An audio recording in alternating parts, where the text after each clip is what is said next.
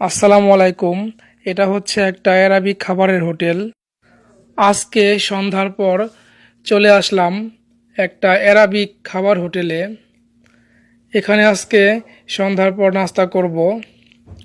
তো চলুন দেখা যাক কি কি খাই আজকে এখানে। সাথে আছে ভদ্র ছেলে বাসার। আর আমরা সাথে নিয়েছি এখানে খাওয়ার জন্যে সৌদি আরবের তমিজ। সাথে আছে ফুল, এটা এটা হচ্ছে ফুল। নিয়েছি দুই পেয়ালা স্যুপ আর কোল্ড ড্রিঙ্কস অ্যান্ড ওয়াটার।